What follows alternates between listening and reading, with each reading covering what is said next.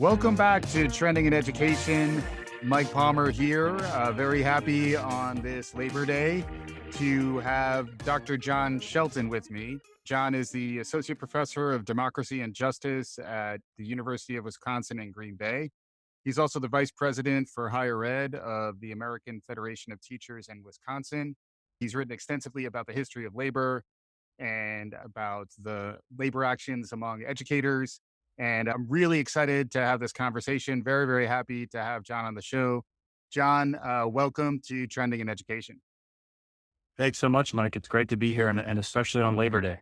Yeah. So I thought that might be a good place for us to get started. Although, actually, taking a step back from there, typically when I have someone on the show who hasn't been on before, I ask for their origin story. What got you to where you are in education and in your career and life to this point. So maybe we could begin there and then move into the history of Labor Day, which I think would be a nice next topic to talk about. But just to get started, who are you and how did you get to where you are in your career today? Sure, I'll try to make it quick. Mhm. So I started my career as a K-12 teacher in a charter school in North Philadelphia. Mhm. This was back pretty much right out of my undergraduate work in 2004, 2005. And I was teaching in a school in North Philadelphia, like 99% free and reduced lunch students, almost entirely student population, almost entirely students of color. And so my students came from working class families. They tried very hard. They had a number of challenges.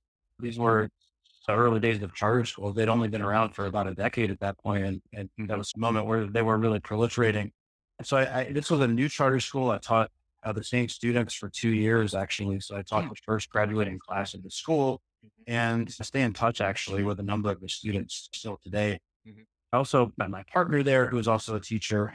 And so this was a really challenging situation. And doing that work, one of the things that I did was kind of take a more critical look at the education system.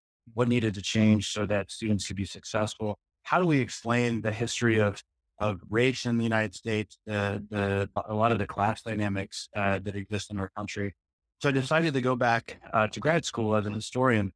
Mm. I ended up writing a dissertation that looked at the history of teacher unions in the 1960s, 70s, and 80s, and how some of the massive conflicts that teachers and their unions were embroiled in related to urban political economy, related to race and the Black freedom struggle, Mhm. related to bigger economic crises, bigger crises over labor in the decade, how all that impacted American politics. Mm. And so from there, I got a job in Wisconsin. I like to say that Sean Walker, the anti-labor governor, helped Mhm. me to get a job here because after the Act 10 protests in 2011, there was an exodus of some faculty who retired, people who were close to retiring. And so I ended up being hired actually to replace somebody who went into administration. Mm. So I've been in Wisconsin since 2013. Eventually that dissertation came out as a book in 2017.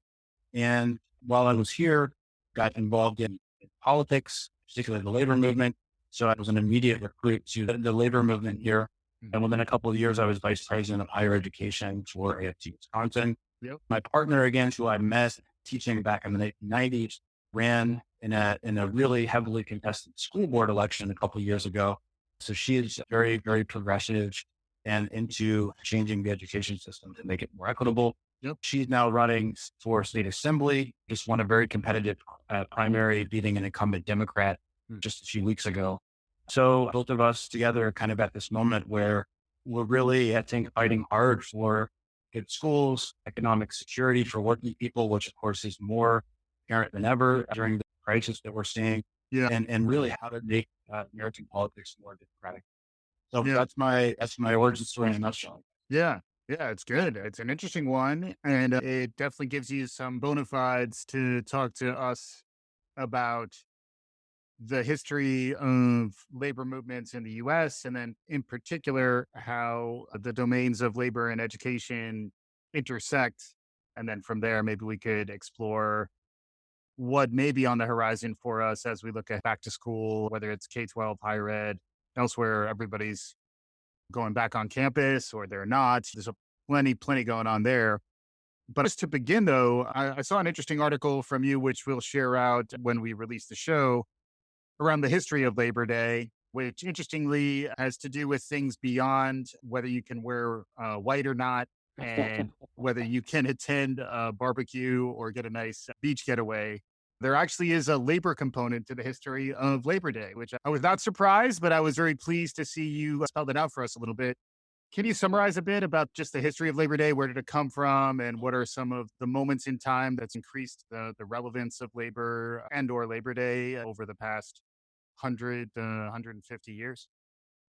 Sure. Yeah. And thanks for the reminder that I can't wear white tomorrow. So Labor Day goes back to the 1880s.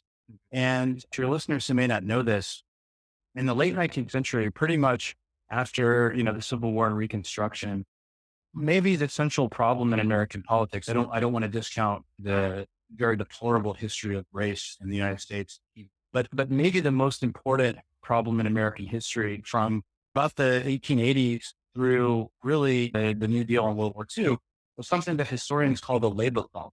Mm. And so as more and more Americans started working for wages in the marketplace and having employers who were becoming more and more concentrated, more and more wealthy, could organize more and more to, extract more from people who worked for a living. Workers in turn organized. I mean, in the 1870s, 80s, 90s, there was a real sense from most people who worked in factories that they were under constant threat of having their work set up, having to work more hours and work for less pay with less economic security. One of the things that we don't think about now is how much the government does when there are times of economic uncertainty. I mean, maybe we're thinking a little bit more about that now, but when you think about like the deal that was brokered with the Democrats to provide enhanced unemployment benefits and moratorium on evictions, of course, that's a big problem now because we've seen those things expire. But back in the 19th century, when there were economic crises, the government basically did nothing and people just didn't get paid for a long time. So in the 1870s and 80s, you have this growing labor movement, and there are a significant number of battles. In 1877, for example, I'm actually looking at an image right now that I keep in my office of the Pittsburgh Railroad Depot being burned down by workers who were angry about the fact that after 4 years of basically depression level conditions, the railroad company they worked for at the Baltimore and Ohio Railroad, your listeners probably know the B&O Railroad from Monopoly. Yeah, exactly. The Baltimore and Ohio Railroad got people's wages, and it started in West Virginia and spread all over the East Coast, and angry railroad workers like literally burned down parts of the city. So that was the kind of context. And this happened quite often, and there were huge conflagrations every 2 years. So 1882, when workers organized, it was actually the first Labor Day parade was in New York City. It was an attempt to really command public space, right? Because in the 19th century, you don't have the same kind of mass media that you have now, and people are very rooted locally. So the Labor Day parade in 1882 and that September was an attempt to basically say to the city, most of your city are working people, right? And we're organized. We're going to, take back some of the power of this. So it took another 10 years for the federal government to make it a national holiday. And there's some controversy over that because there was also, some of your listeners might be aware of May Day, which happens on May 1st. That was related to really a very radical labor uprising in 1886. May Day is celebrated all over Europe, but not celebrated in the United States, even though May Day was initiated in the United States. There was a struggle centered in New York, Chicago, Milwaukee, and other places for an 8-hour workday, which is something we all take for granted. Right. So to a certain extent, the fact that we don't celebrate May Day is in part related to the fact that some of the more radical traditions in the United States didn't quite rise to the level of popular consciousness, or it was actively suppressed. And so Labor Day is really, I don't want to say that it wasn't representative of workers organizing, because it definitely was. And sometimes I hear people on the left say, oh, Labor Day is just this way to co-opt these more radical traditions. I don't think that's the case, but it certainly was a slightly more conservative way of celebrating labor than say May Day was. Just real quick on that too. It is important, I imagine, then to harken back to the actual history of Labor Day, like we're doing right now, in essence, to remind people, even if it is a more conservative observance of recognizing labor in the U.S., it still is nonetheless a recognition of labor, particularly if we remember the history, we call attention to it, and we try and reflect on how that history may inform us in this day and age. And there's probably plenty for us to chew on that front. So I'd love to hear more of the history, but any ways in which we can start tying it to some of the stuff that's happening in this day and age is definitely an area that I think folks will be really interested in. Sure. There have been some, really big moments for Labor Day. Your listeners probably, some of them probably don't remember this, but after the labor movement kind of became pretty firmly entrenched as the mainstream of American politics Mhm. in the 40s, 50s, and 60s following the New Deal, Labor Day celebrations were, I'm thinking about this because it's the presidential election year, Yeah. were often the initiation point of like the general election, particularly for Democratic candidates, right? Mhm. It was when unions started to start mobilizing for their candidate. Mhm. So it has that history. There are other moments when Ronald Reagan was elected in 1980. Mhm. A lot of unions saw this as being something that was a slap in the face of workers, particularly because Reagan had a history of being very anti-union. Although it's interesting because Reagan is actually the only president of the U.S. who's never president of a labor union. Ah. Um, but in his first year in office, Reagan, of course, fires the air traffic controllers who were on Right. strike, Right. a union that had actually endorsed him, one of Mhm. the few unions that had endorsed him, made up a number of military veterans. Right. So there was a sense that labor needed to kind of vitalize itself. And so there was Labor Day 1981. The unions turned this into something called Solidarity Day. And that was actually one of the biggest demonstrations in American history in Washington, D.C. Yeah, there were Interesting. like a quarter of a million. Yeah, there were like a quarter of a million people there. And then the AFL-CIO continued to sponsor Solidarity Day every year for, at least several years going forward Mhm. into the Reagan era. So there was an attempt to really kind of build on that history of the labor movement to revitalize labor. Right. And I think right now, obviously this Labor Day, this is the direction you want to go. I mean, this is freighted with so much significance because kids are going back to school. All of a sudden, work and workers that typically a lot of Americans, and especially a lot of politicians, don't spend a lot of time thinking about Mhm. essential workers who work in meatpacking plants and grocery stores, nurses, and of course teachers, many of whom are some districts are back in person under a condition that I know are very scary for some teachers, especially those who are feel that they're risking their health. Yeah. Others, like the school where my kids go, are facing the daunting task of trying to convert in-person instruction to online instruction. And Yep. in a case where you have lots of parents who maybe are essential workers and they have to work. And so you've got very little support at home or parents who are really challenged. So I think this is a major moment. And it also happens to coincide with really a kind of growing consciousness among a lot of teacher unions, a lot of other educator unions, that it's essential to organize right now in order to protect kids, protect our public education system, and maybe even possibly democratize our education system, make it fairer, make it better, and use the leverage that teachers have to help deal with things like the concentration of wealth in this country Mhm. and the lack of public services that so many kids and families need. Mhm. Yeah, absolutely. And kind of building on that aspect of the history, you have been tracking over the last, say, 3 or 4 years, some more activation among educators on the labor front. There has been more teachers walking out. Can you flesh out a little bit of the more recent history of organized labor as it relates to education? Yeah, sure. So in the book that I wrote deals with the 60s, 70s, and 80s. Hmm.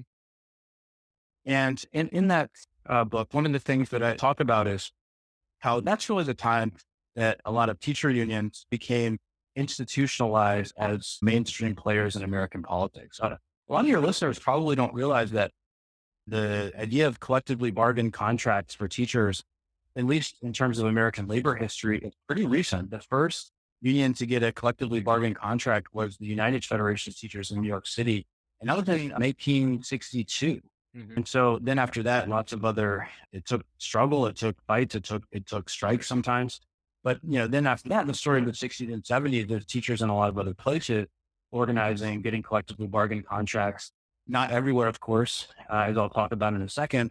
Hmm. All those states that really didn't, have strong labor movements and that had laws that were against public sector workers, those are typically concentrated in, what we think of as red states, the Sun Belt, the South, the West. They didn't have this kind of strength that teacher unions had other places.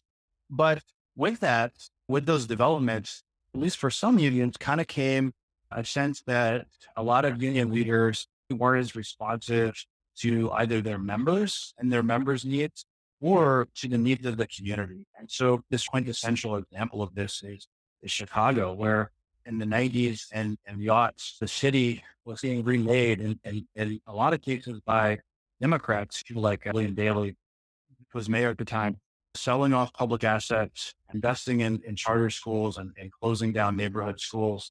And some of these schools were in dangerous neighborhoods in some cases, but they were basically being closed without much of an alternative, except for maybe some charter schools. And so one of the things that happened is that a group of teachers in Chicago, led by the caucus of rank and file educators, won an election in 2010 to lead the CTU, the Chicago Teachers Union, with the goal of working more with the community to make demands that would make the entire city more equitable, right? I mean, Chicago, much like a lot of American cities, very, very inequitable, a growing population of wealthy people and a growing working class who either lacked access to good jobs or were kind of stuck in service jobs where minimum wages weren't going up. Right. So those were the parents, disproportionately Black and brown. And those were the parents, whose kids were in the classes in CPS. So what the Chicago Teachers Union did and what they continue to do over the past decade is really pretty amazing, working closely to rebuild the organizing capacity of the union, to work with communities of color to figure out what it is that actually done. Put out this call for action called the School Chicago's Children Deserve in 2011. And then, of course, they had a strike in 2012 in a Democratic city right before the 2012 election, right? And the mayor was Rahm Emanuel, who had been Obama's chief of staff. So I think what was really important about that were some of the demands they were making were to limit standardized testing, more support staff in the schools. And I think it was really the first kind of substantial teacher strike in the US in like 25 years. Right. And I think it showed that teachers could ask for these things and win. I mean, it was nothing like what a lot of teacher unions are asking for now. It was a really big step. And so in the years after that, I think you had a lot of other unions and rank and file teachers and so look at that as a model for how to make demands upon an education system that wasn't serving teachers and that wasn't serving students. So in 2018, you kicked off in West Virginia, which may be some irony or some parallel to the fact that railroad strike in 1877 started in West Virginia, and teacher walkouts in 2018 started in West Virginia. Teachers organized against the fact that public education system had been underinvested. There was a sense that the pension system was going to go under because of the cuts that had been made to it. So teachers and other school personnel walked out there. That was not a strike that was legal, in contrast to the CTU strike, which was legal. The West Virginia walkout was something that was illegal. But when you have tens of thousands of teachers walking out, there's very little that school districts can do. And so a lot of teachers in other states then, of course, took a look at that and said, wow, these teachers are advocating not just for themselves, but for the whole community. And they can basically win increases in funding for education, even from Republican legislatures, right? And so I'm sure your listeners know probably a lot of that trajectory, right? I mean, then that action was followed by Oklahoma and Arizona and full-blown open-ended walkouts, but then also some more limited action in Kentucky and North Carolina and other places. And then in the years that have followed, I'm losing all track of time here, I think it was early 2019, right? You have the big action in Los Angeles, where now LA teachers were saying, okay, let's expand our demands even more and let's ask for a moratorium on charter schools. Let's ask for services for homeless students. protest for legal services for undocumented students who are in the United States for no reason other than their parents brought them here. You've seen a upping of these stakes, or CTU had another strike last fall Mhm. where they were putting things on the table like affordable housing. And so now you have some of the more militant teacher unions in the United States, basically in places like Chicago, LA, Denver, and some of these other places where you have had recent walkouts, basically saying like, we're gonna advocate for the things our students need. And of course, with the murder of George Floyd, Mhm. and Jacob Blake, Breonna Taylor. A lot of these unions are now even asking to keep school resource officers and the police out of schools, Yep. really broadening their demands. And the national AFT has kind of picked up on some of the sense that a lot of teachers are really scared about going back into classrooms when they're unsure it's going to be safe. Yep. So the AFT over the summer actually said, we're going to support teachers that go on strike in order to ensure that their schools are safe. Mhm. So we are seeing I'm a historian. I don't like to exaggerate, but I think we are in a moment where we're seeing a huge renewed militance of teachers and educators.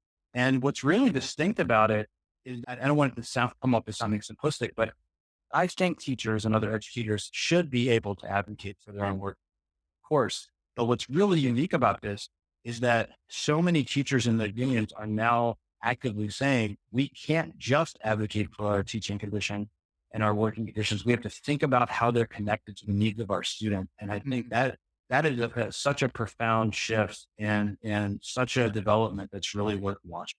Yeah. We were talking a bit about some of the professional sports unions and teams and players that have taken action in the last few weeks around the Jacob Blake incident in Kenosha in Wisconsin. That is, I think, increasing awareness, also coinciding with the Black Lives Matter movement and the activation of more of a protest culture in the US. It does seem like there are places where awareness of unions and of labor actions that are tied to the broader challenges that we're facing, whether it's the pandemic or racial inequities or economic inequities. It does seem like there's an increased awareness of the potential to take actions like those that the NBA and others did recently. Putting your prognosticator's hat on, what are you anticipating? What might we see? And you won't be held accountable, so feel free to wax creative or poetic or visionary. But what are you anticipating in the fall? Yeah. So let me say first, I can't remember who said it. I think I read this on Twitter somewhere. But if you're a sports fan like I am, and you mentioned that you're a huge NBA fan, I'm more of a baseball fan. Mhm. But if you were like me, you probably spent a couple of months in the late spring, early summer, reading about all of the challenges of getting these games back together again. And Yep. Yep.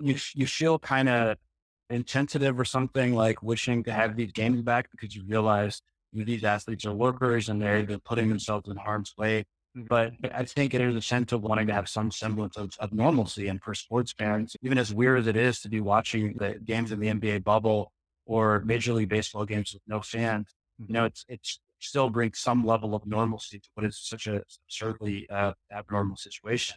Mhm. But one of the things I heard, I think it was a tweet, was basically like 2 months ago, who would have thought that the thing to bring down the NBA might be racial inequality and not COVID, right? Right. Right. I mean, it's absolutely fascinating that you're seeing so many different Americans taking to the streets, protesting, thinking about more kinds of radical action. And so, to your point, it's hard to know, of course, what's going to happen, Sure. and just leave everything with that caveat. But to me, everything right now is up in the air, right? I mean, the COVID crisis, combined with the continued murder of Black people in the United States, has created this moment where it's almost like it's shown a light on all of the problems that we have.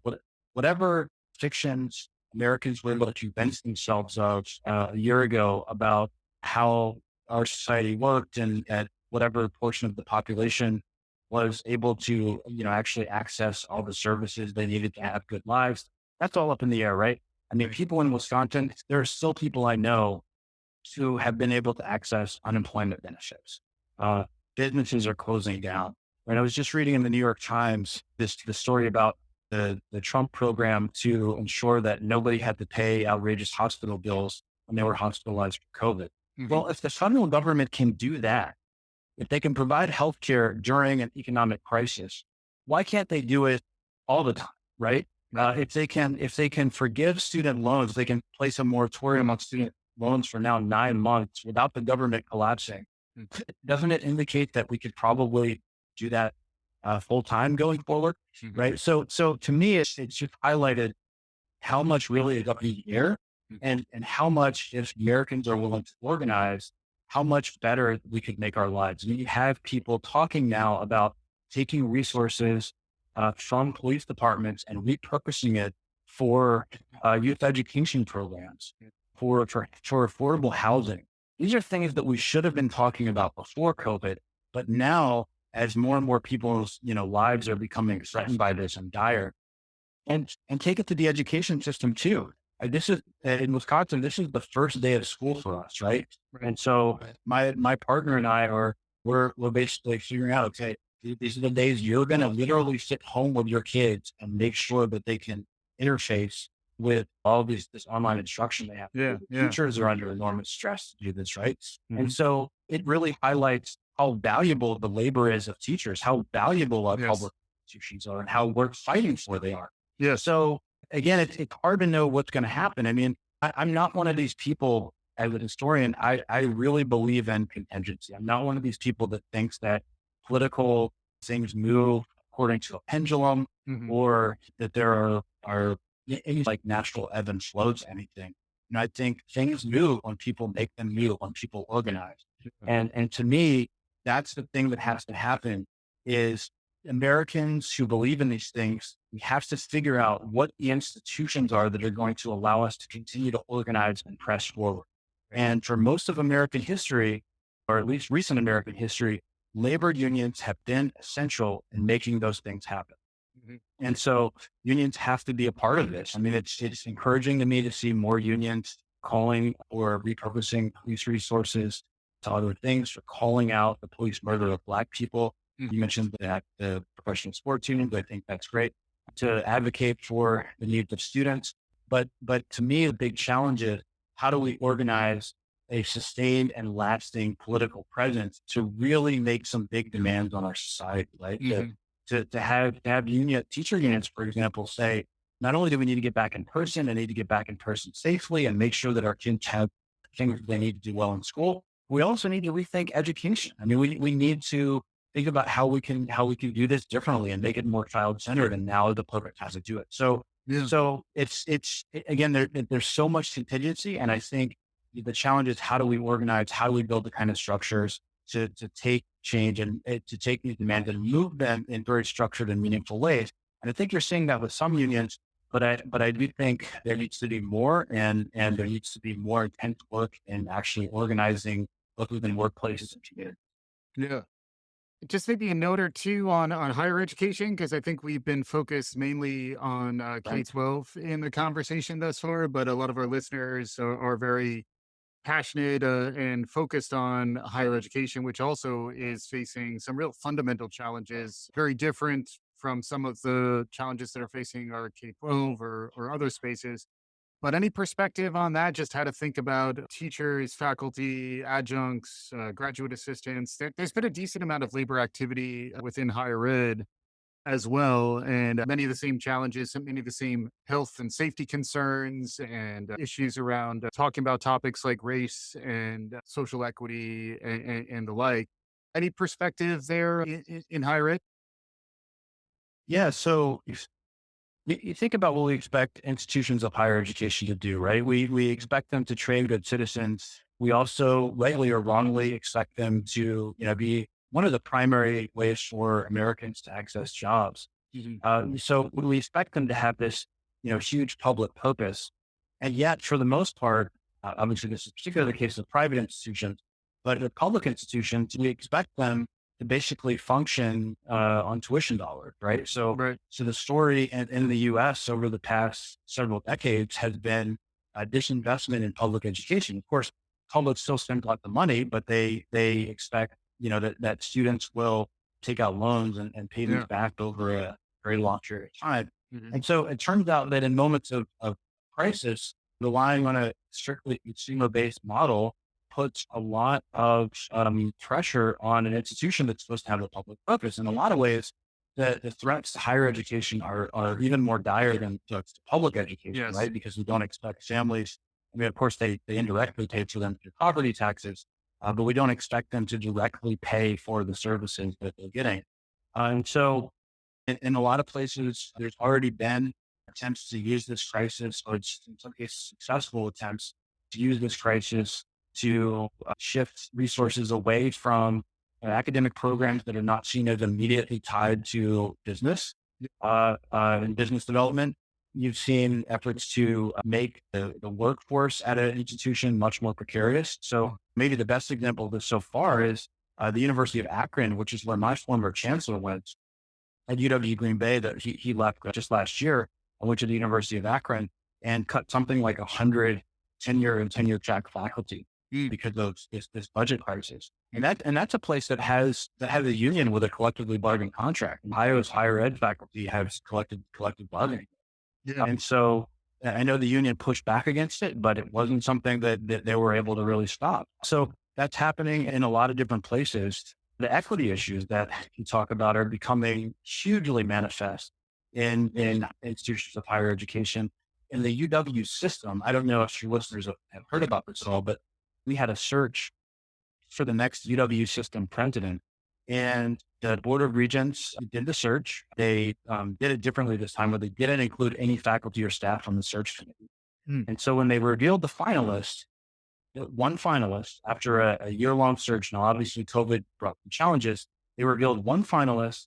The announcement came, I can't remember the exact day, but it was like a couple of days after the George Floyd murder. Hmm. And the only finalist was a white man from Alaska. Hmm. So our union, as well as unions all across the system, really organized. We raised, an enormous conversation about this. At his public interview, when he was asked about diversity issues, he said a number of pretty tone-deaf things.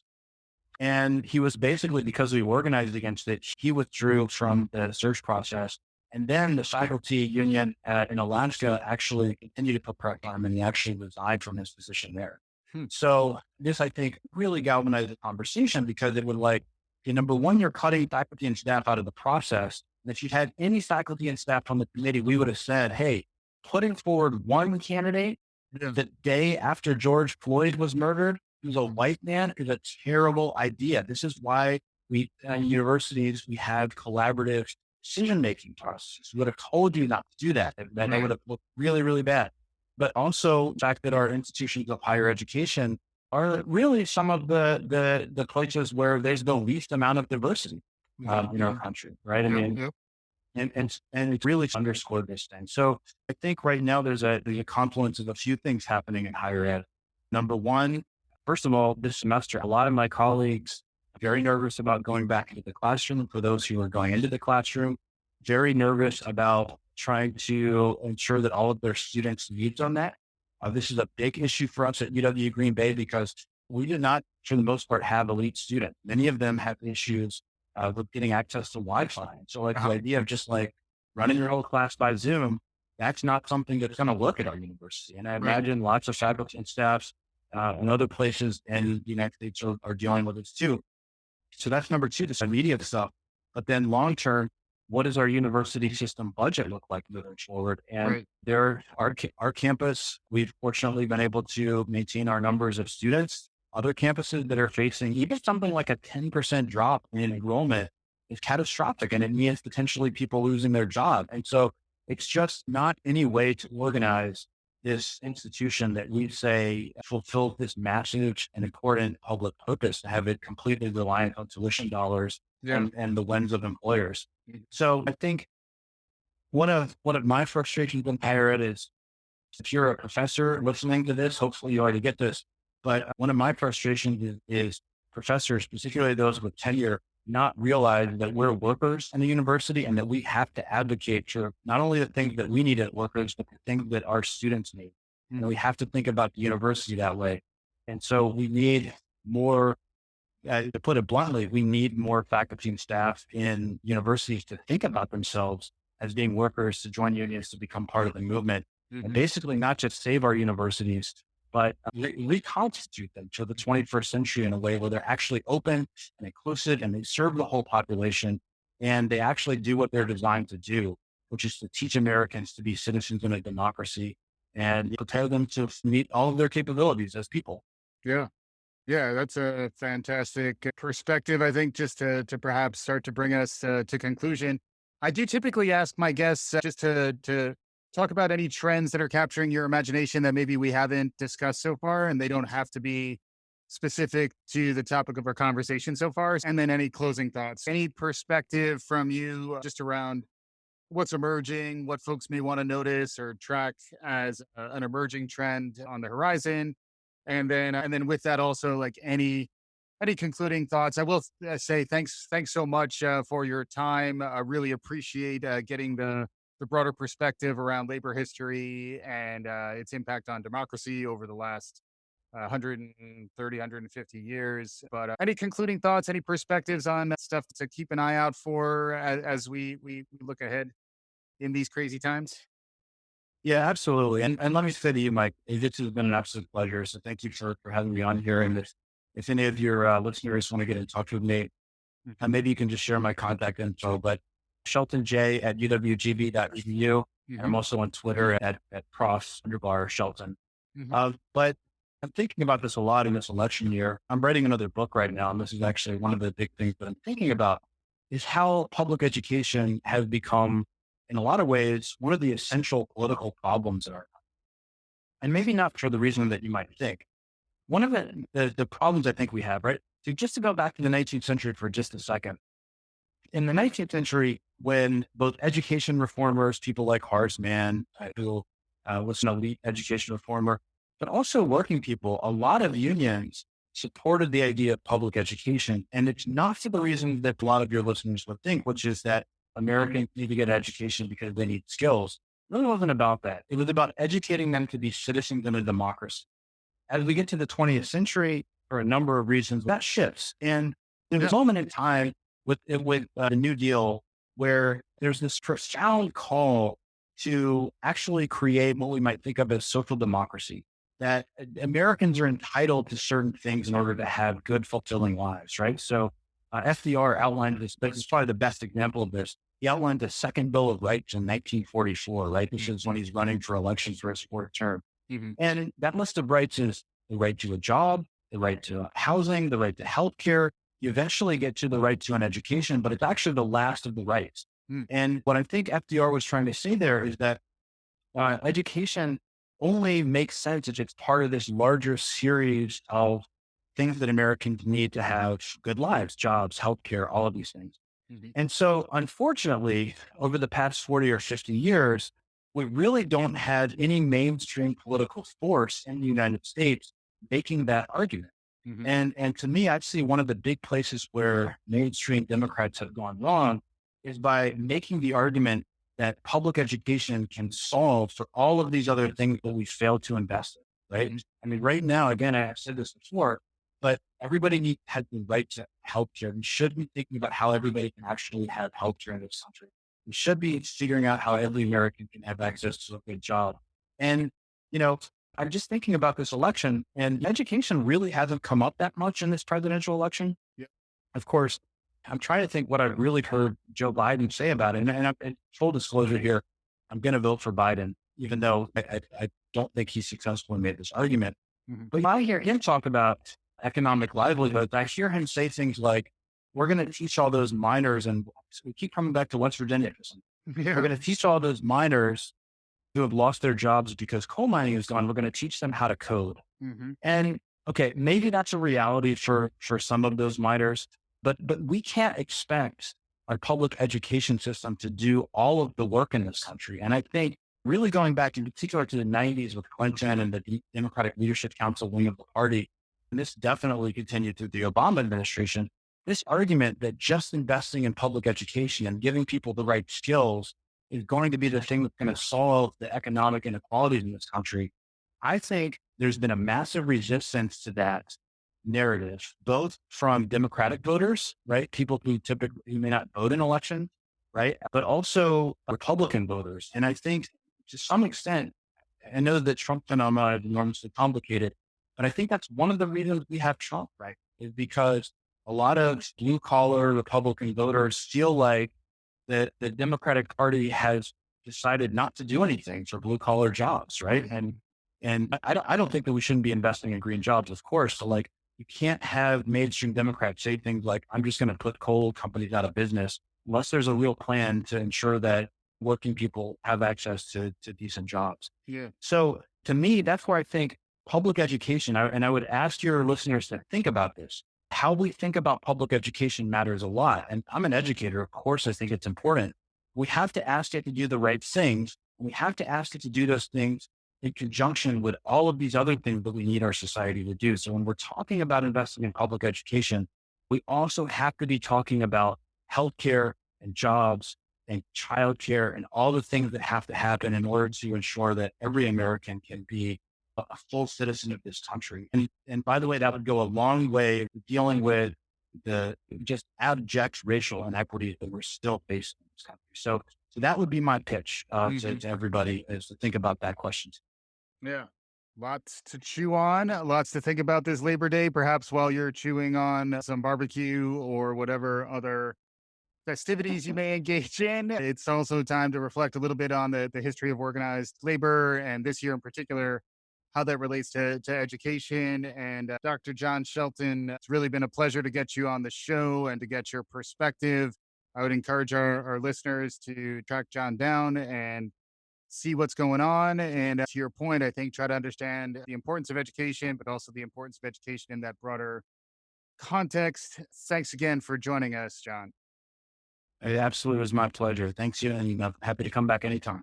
Awesome. And for our listeners, thanks again for listening. Go off and enjoy your Labor Day. And here's to a wonderful September. And we'll obviously keep our eyes open to what's happening and emerging in the world around us. Thanks as always for listening to Trending in Education.